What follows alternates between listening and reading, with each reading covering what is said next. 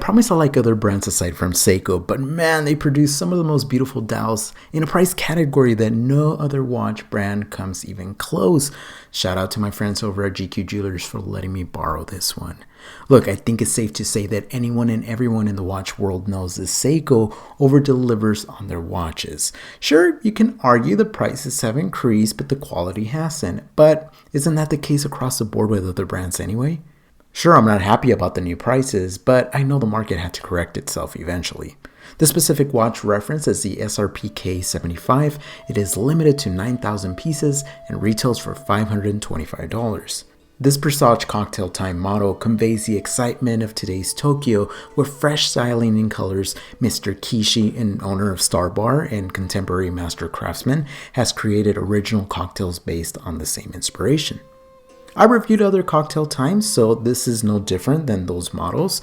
Link in the description to those videos.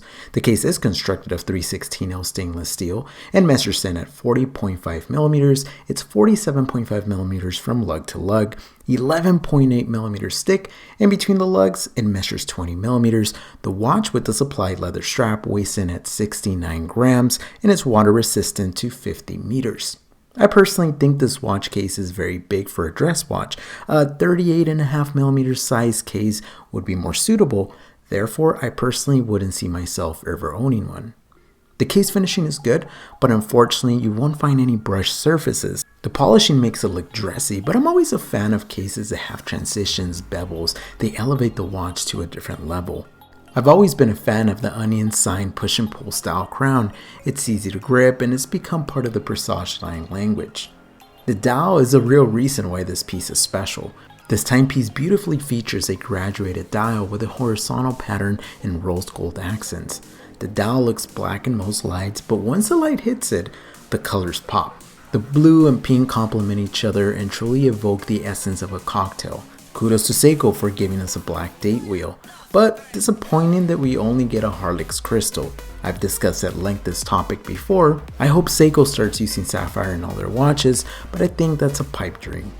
I think this dial is spectacular. I absolutely love it, and honestly, the applied indices, those hands, the logo, and even those gold tones really play well with each other.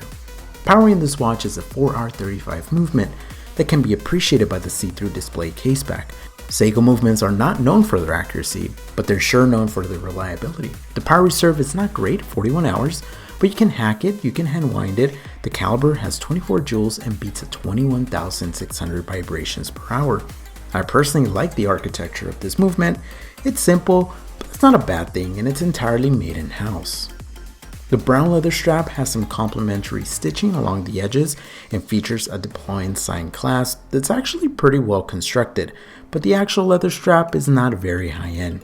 It feels a little more supple than the non-limited edition models, but I would change it to a better leather strap.